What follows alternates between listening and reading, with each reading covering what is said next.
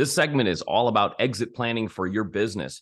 Welcome to the program. I'm Mark Imperial, and this segment's brought to you by booksgrowbusiness.com. It's the place where busy professionals publish to lead their fields, educate consumers, and to leave a legacy. Joining me on this segment is Jim Maher. He's the founder of Archford Capital Strategies. Jim, welcome to the program. Thank you. Glad to be here, Mark. Tell us a little bit about your work and specifically, who are the types of clients that you help? Yeah, Mark, we work with over 600 closely held business owners. Kind of my journey in getting to there was first 25 years of my career. Basically went out and got every professional license. So think of attorney, CPA, certified exit plan advisor, certified financial planner, supervisory securities registrations. And over the years, my business really evolved into one of working with these first, second generation closely held businesses. Gotcha. So the business owners that you work with, you know, they're great at growing their business day by day, but how much thought do they really put into the exiting of their business? Do they even know that exit planning is important? What are some of their preconceived notions?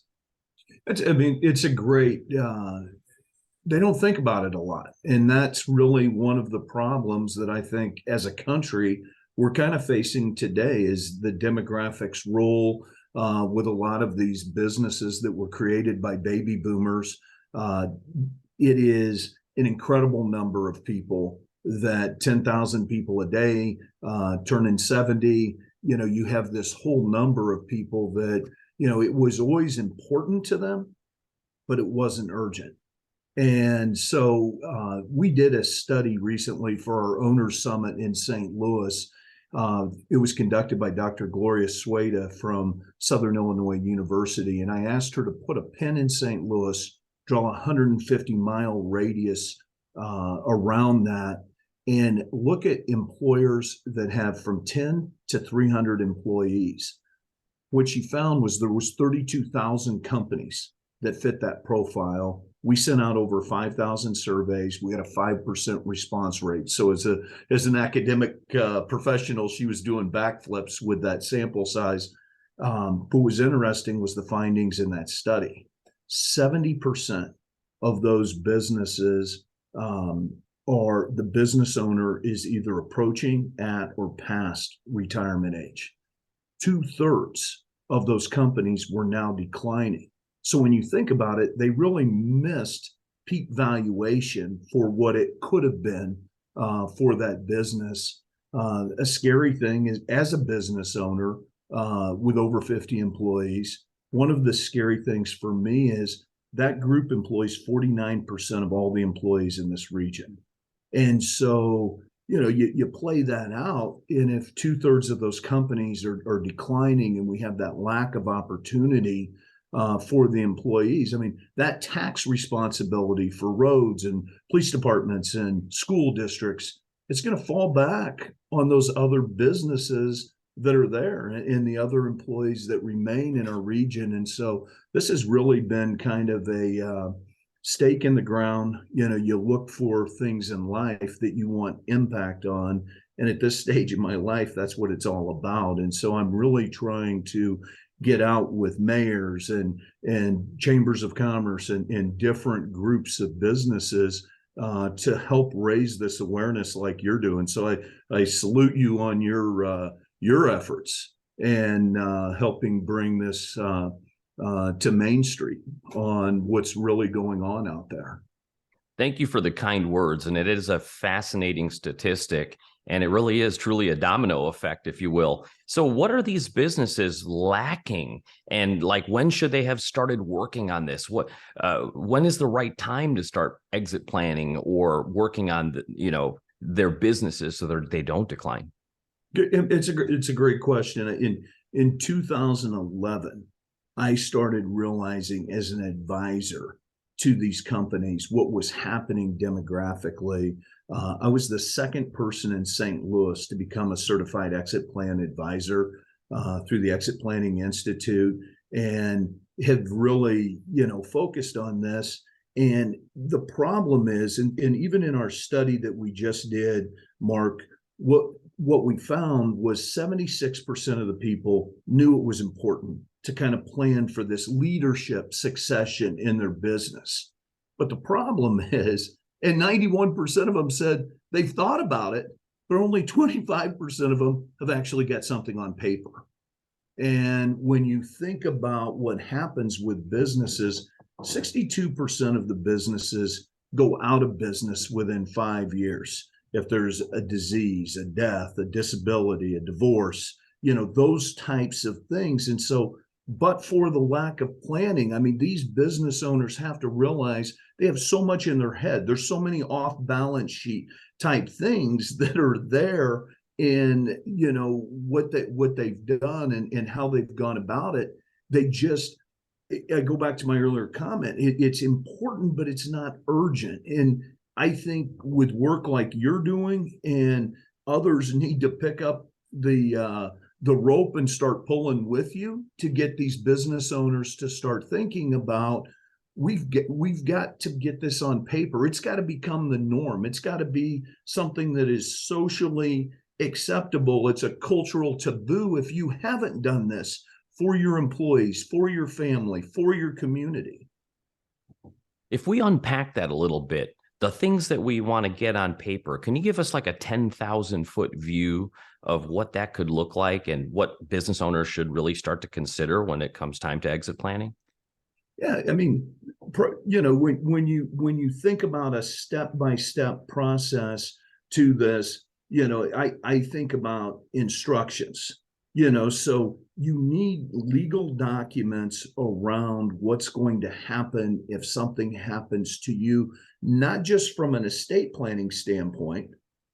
Think about that statistic. It's similar. Only about 25% of the people get their estate planning work done. It's not optional, folks. Something is going to happen to you eventually.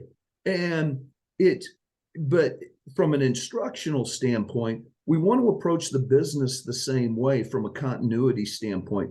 So who are my successor managers? I want to think through on the financing of my business. So many of the business owners set out there, they're the ones with the personal guarantees.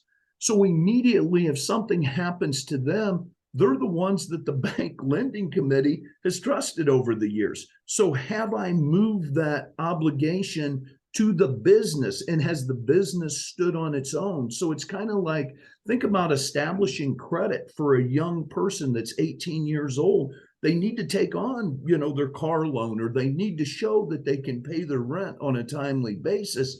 It's the same thing for that business. We've got to be as paternalistic about our businesses as we are about our family, in letting the business stand on its own. If you really want that business to have transferable value, you have to take and start putting things like that in place so that it's standing on its own.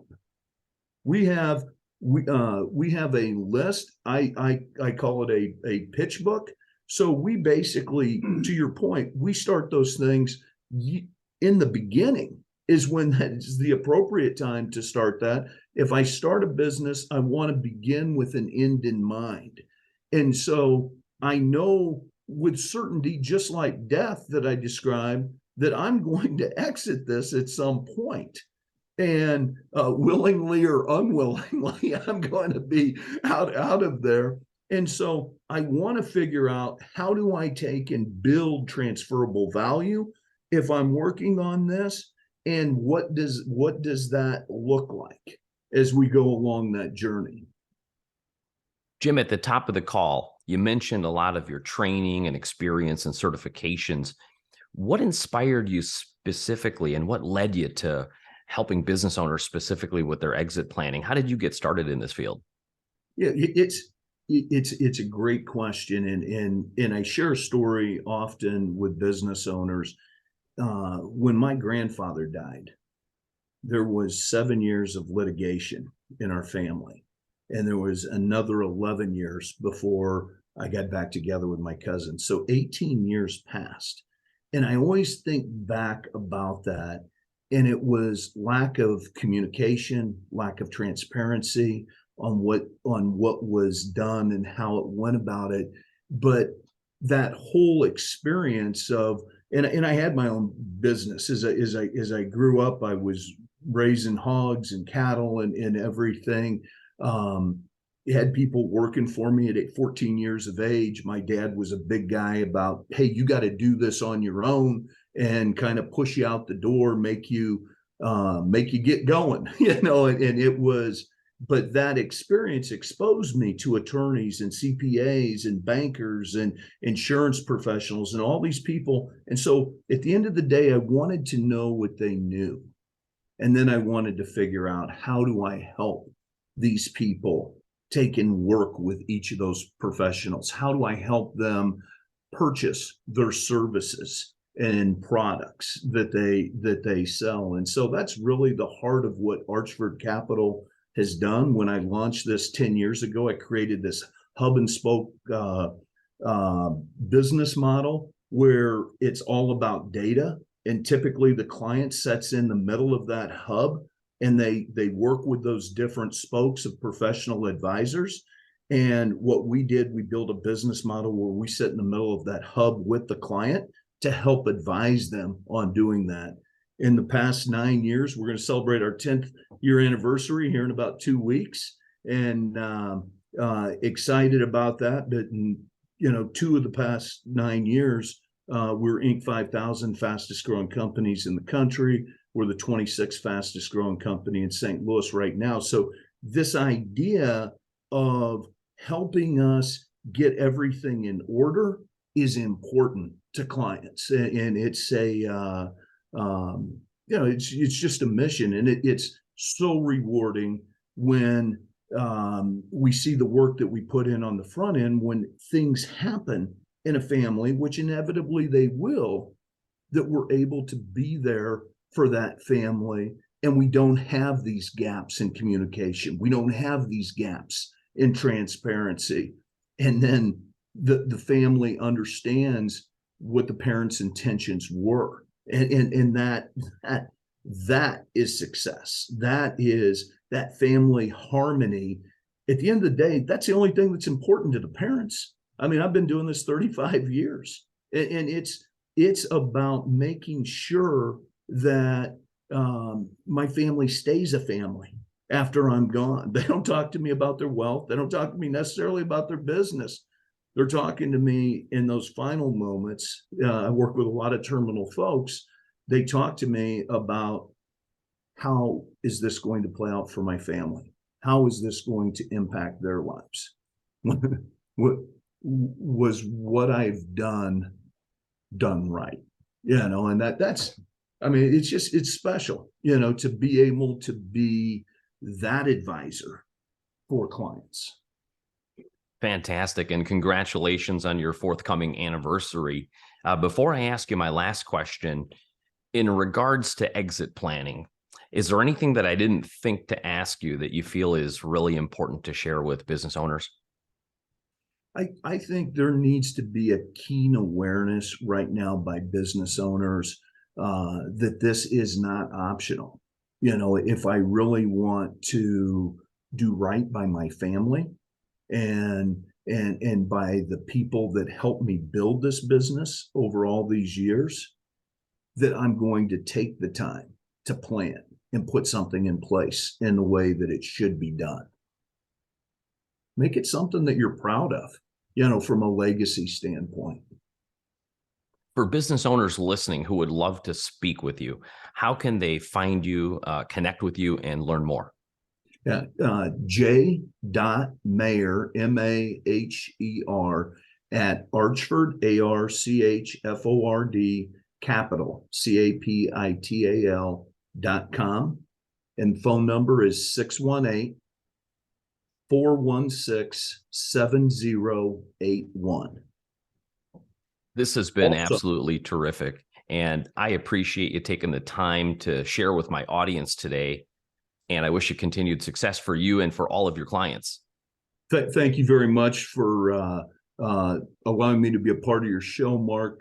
In addition to my gratitude for you taking the time to spend some time with me, we will put that owner study that we did for the St. Louis region. I think it would mirror a lot of regions across the country up on our website, and people can download that for free. It's the business owner study that was done for the Owners Summit in 2022.